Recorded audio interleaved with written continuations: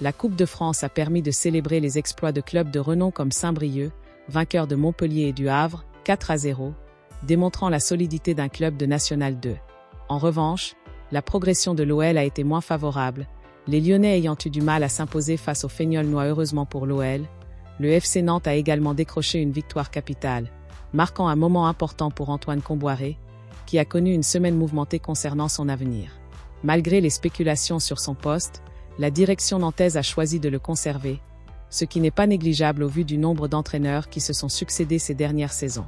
Cet après-midi, c'est au tour de l'OM de monter sur scène sur la pelouse de Saint-Étienne, et où le 11 de Roberto De Zerbi compte une présence surprenante.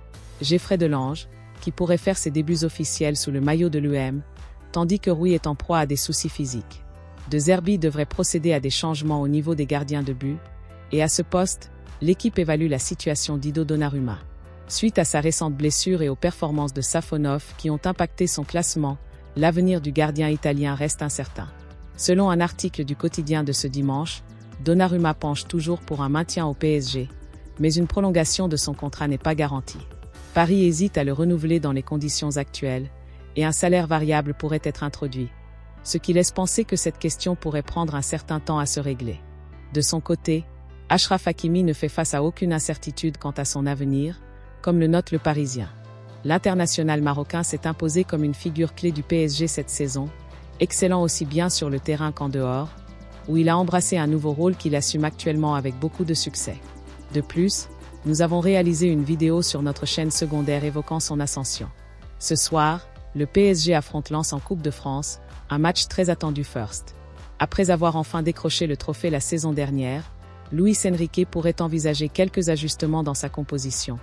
Mais cela ne remettrait pas en cause les ambitions parisiennes en vue de la finale. En Espagne, le FC Barcelone a connu un sérieux revers hier soir, en s'inclinant dramatiquement à domicile face à l'Atlético de Madrid, qui prend désormais la tête du championnat. Le FC Barcelone avait réalisé une bonne première période, marquée par un but magnifique de Pedri, et l'Atlético n'avait pas réussi à cadrer une seule frappe. Cependant, les Catalans ont eu du mal à exécuter leur jeu et malgré les efforts de l'entraîneur pour changer la dynamique, ils ont fini par repartir bredouille.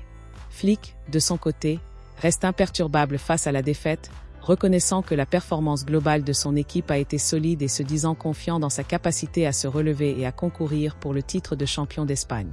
En revanche, l'ambiance à Madrid est nettement différente, alors que le succès revient dans la capitale.